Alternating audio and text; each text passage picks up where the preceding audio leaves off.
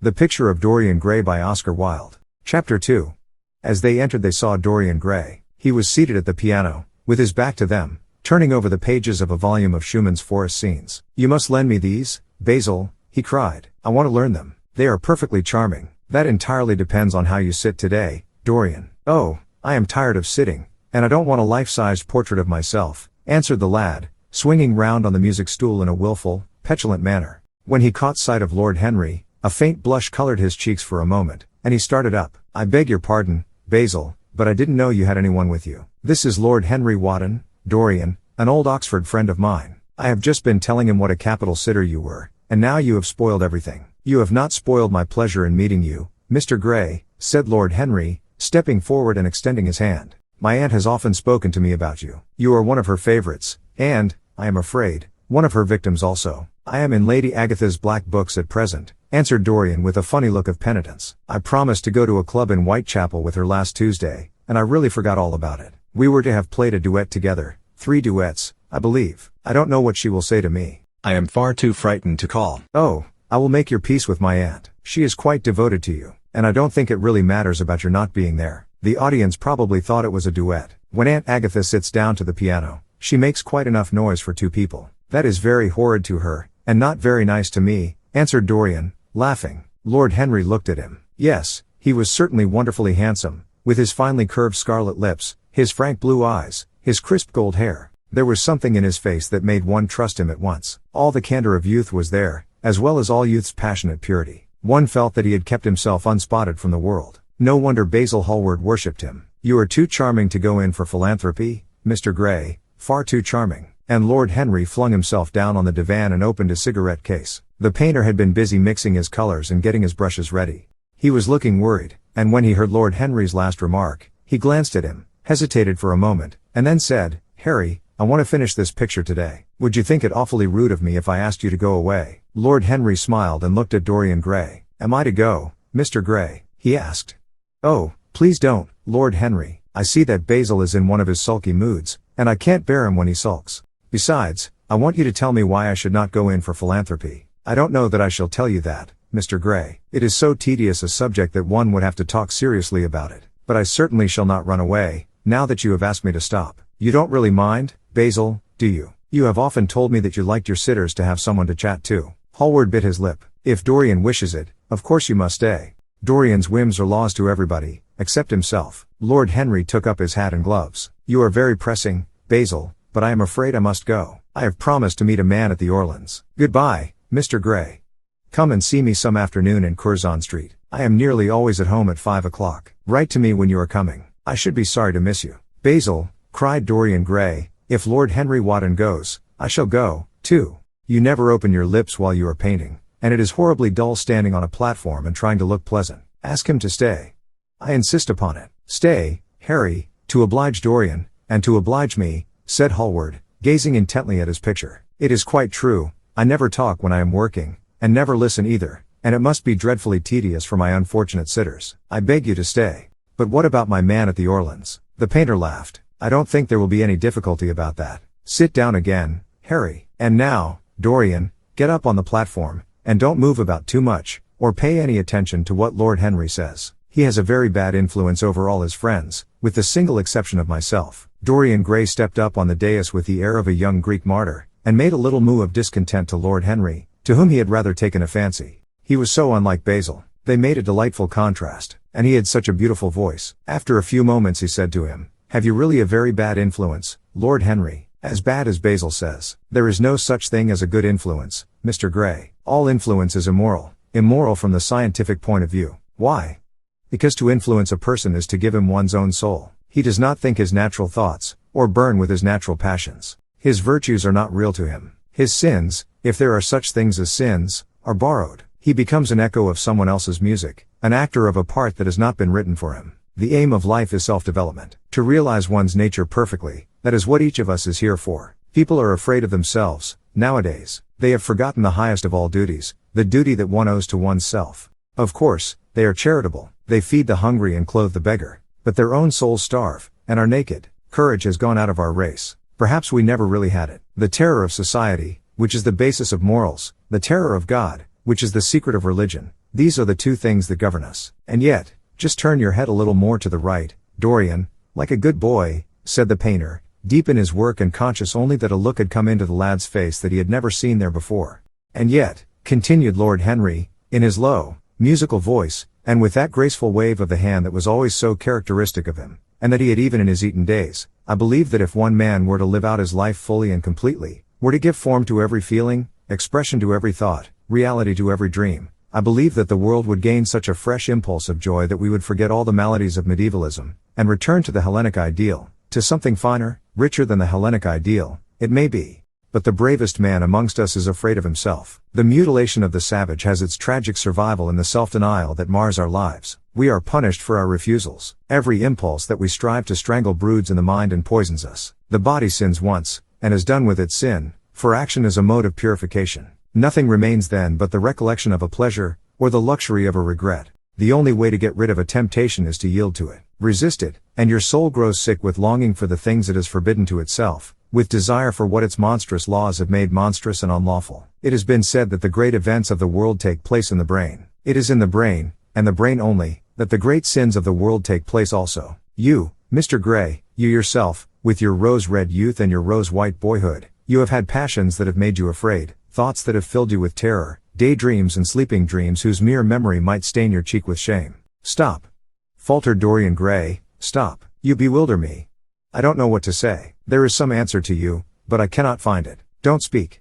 Let me think. Or, rather, let me try not to think. For nearly 10 minutes he stood there, motionless, with parted lips and eyes strangely bright. He was dimly conscious that entirely fresh influences were at work within him, yet they seemed to him to have come really from himself. The few words that Basil's friend had said to him, words spoken by chance, no doubt, and with willful paradox in them, had touched some secret chord that had never been touched before, but that he felt was now vibrating and throbbing to curious pulses. Music had stirred him like that. Music had troubled him many times, but music was not articulate. It was not a new world, but rather another chaos, that it created in us. Words.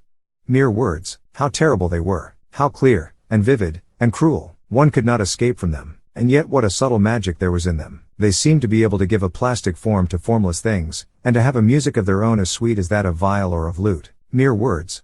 Was there anything so real as words? Yes, there had been things in his boyhood that he had not understood. He understood them now. Life suddenly became fiery-colored to him. It seemed to him that he had been walking in fire. Why had he not known it? With his subtle smile, Lord Henry watched him. He knew the precise psychological moment when to say nothing. He felt intensely interested. He was amazed at the sudden impression that his words had produced, and, remembering a book that he had read when he was 16, a book which had revealed to him much that he had not known before, he wondered whether Dorian Gray was passing through a similar experience. He had merely shot an arrow into the air. Had it hit the mark? How fascinating the lad was. Hallward painted away with that marvelous bold touch of his, that had the true refinement and perfect delicacy that in art, at any rate comes only from strength. He was unconscious of the silence. Basil, I am tired of standing, cried Dorian Gray suddenly. I must go out and sit in the garden. The air is stifling here. My dear fellow, I am so sorry. When I am painting, I can't think of anything else. But you never sat better. You were perfectly still, and I have caught the effect I wanted. The half-parted lips and the bright look in the eyes. I don't know what Harry has been saying to you, but he has certainly made you have the most wonderful expression.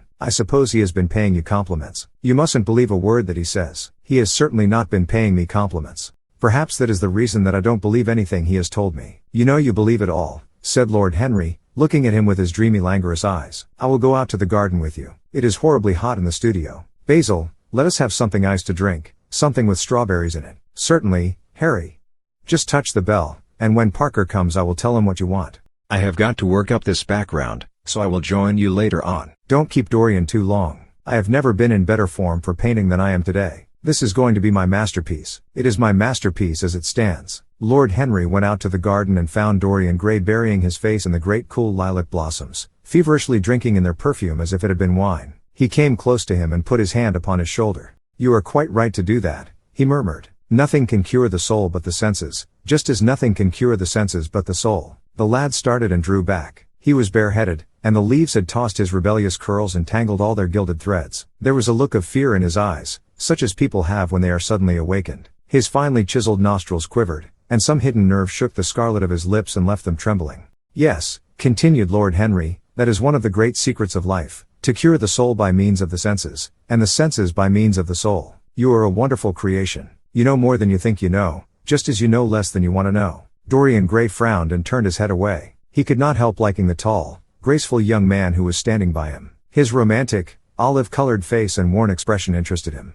There was something in his low, languid voice that was absolutely fascinating. His cool, white, flower-like hands, even, had a curious charm. They moved, as he spoke, like music, and seemed to have a language of their own. But he felt afraid of him, and ashamed of being afraid. Why had it been left for a stranger to reveal him to himself? He had known Basil Hallward for months, but the friendship between them had never altered him.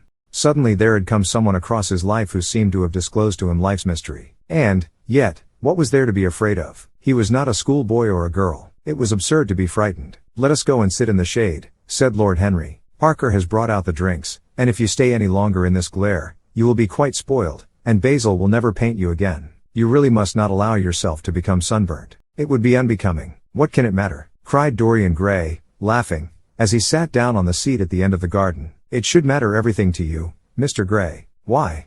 "Because you have the most marvelous youth, and youth is the one thing worth having." "I don't feel that, Lord Henry." "No, you don't feel it now. Some day, when you are old and wrinkled and ugly, when thought has seared your forehead with its lines, and passion branded your lips with its hideous fires, you will feel it terribly. Now, wherever you go, you charm the world. Will it always be so? You have a wonderfully beautiful face, Mr. Gray. Don't frown. You have. And beauty is a form of genius, is higher, indeed, than genius, as it needs no explanation. It is of the great facts of the world, like sunlight, or springtime, or the reflection in dark waters of that silver shell we call the moon. It cannot be questioned. It has its divine right of sovereignty. It makes princes of those who have it. You smile. Ah. When you have lost it you won't smile. People say sometimes that beauty is only superficial. That may be so, but at least it is not so superficial as thought is. To me, beauty is the wonder of wonders. It is only shallow people who do not judge by appearances. The true mystery of the world is the visible, not the invisible. Yes, Mr. Gray, the gods have been good to you.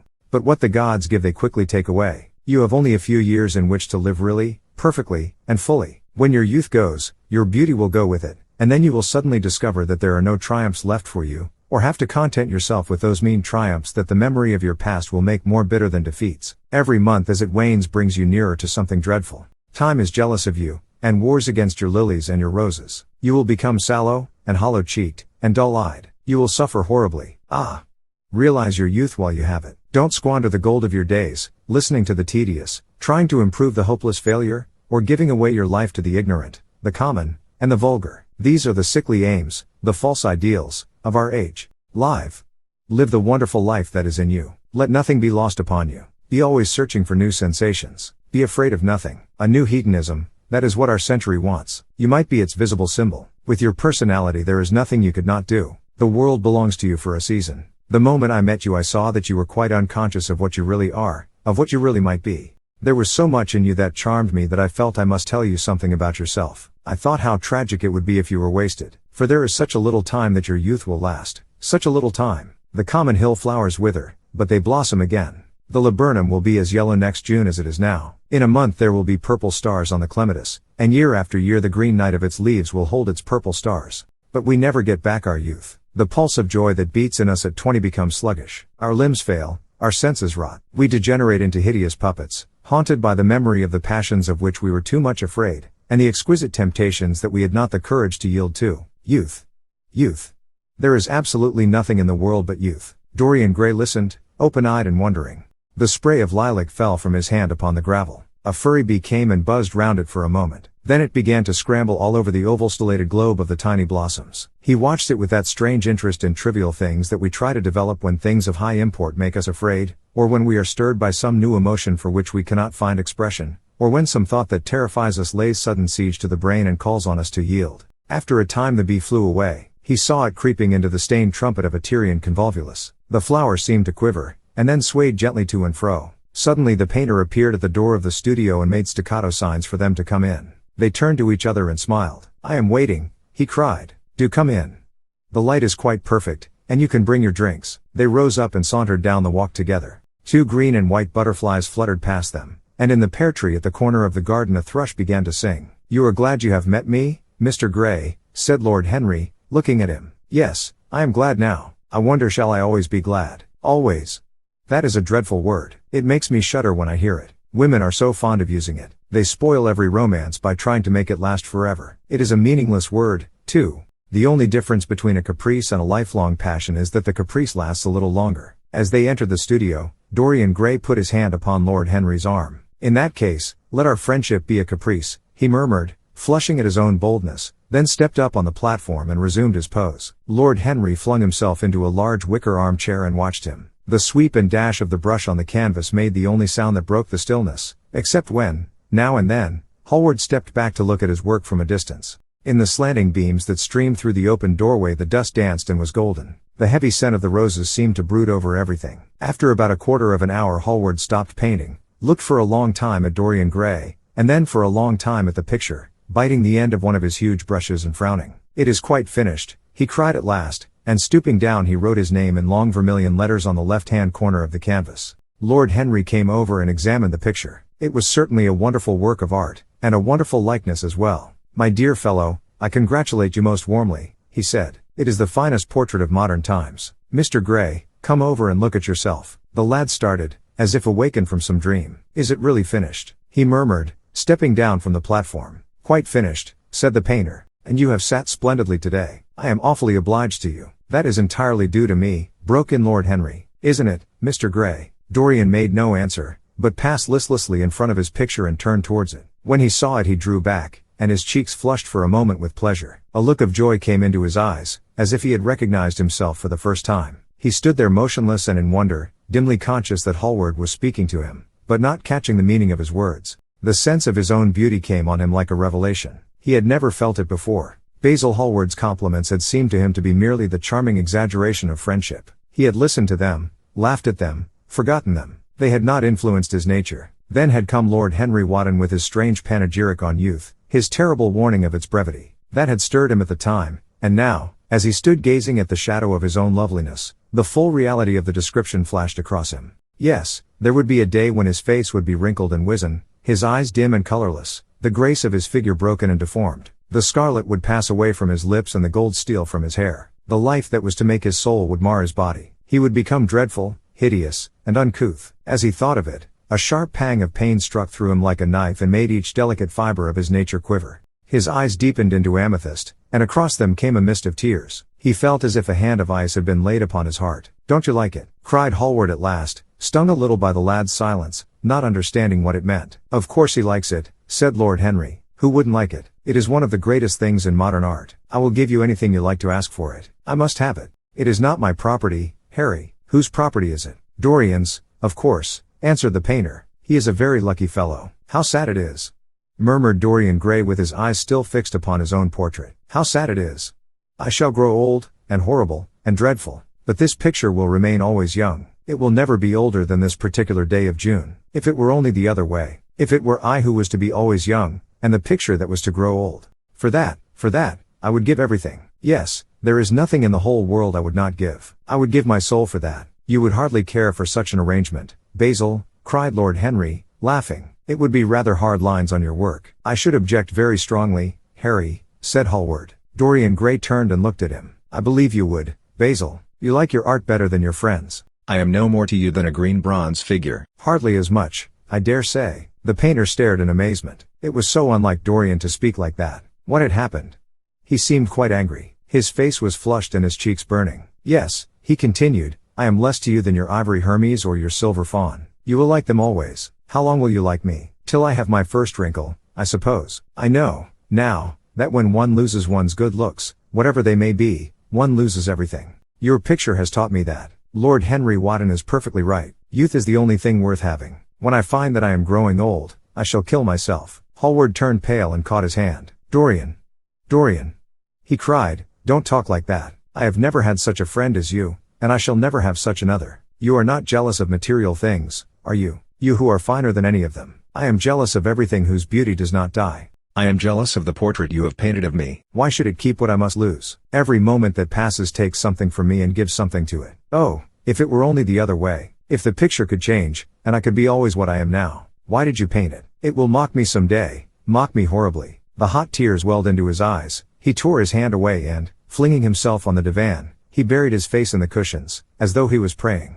This is your doing, Harry, said the painter bitterly. Lord Henry shrugged his shoulders. It is the real Dorian Gray, that is all. It is not.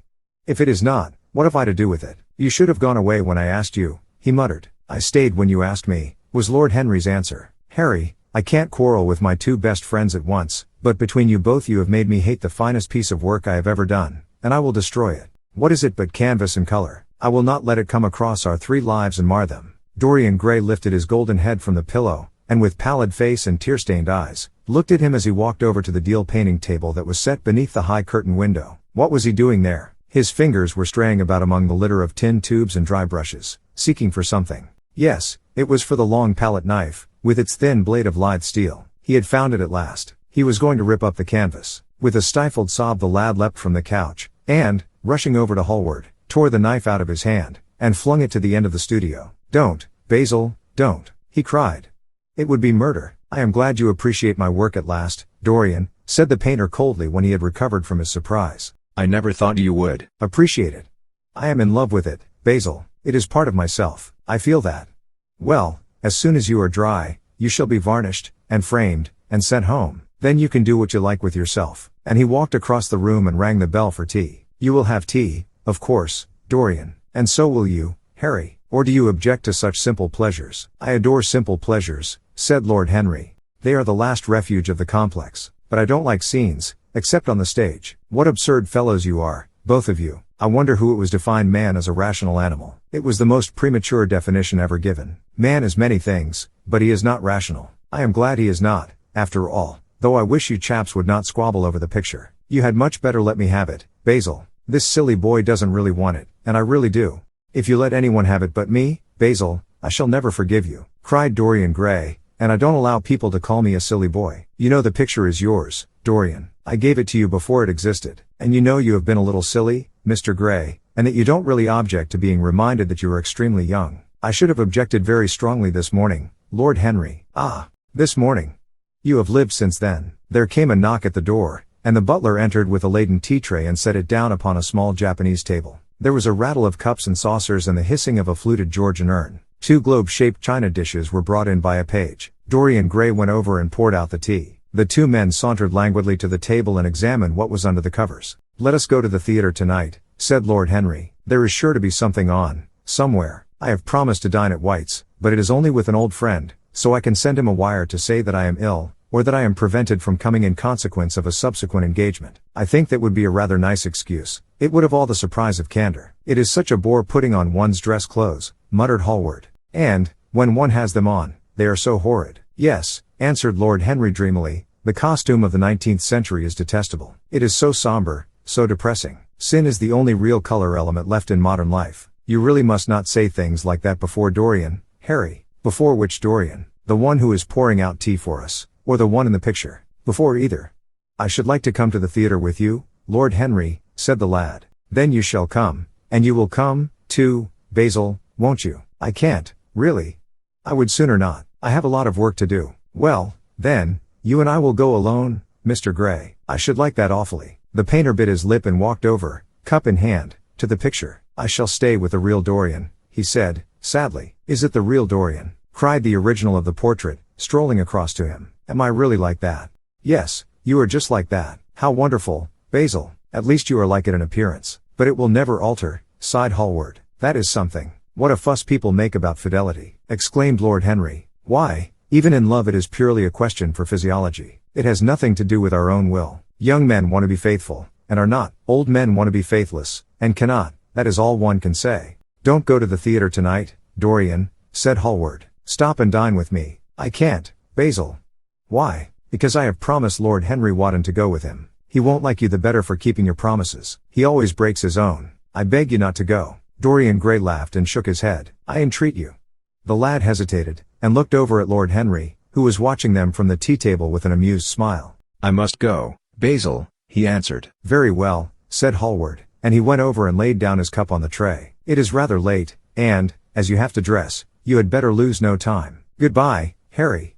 Goodbye, Dorian. Come and see me soon. Come tomorrow. Certainly, you won't forget. No, of course not, cried Dorian. And, Harry.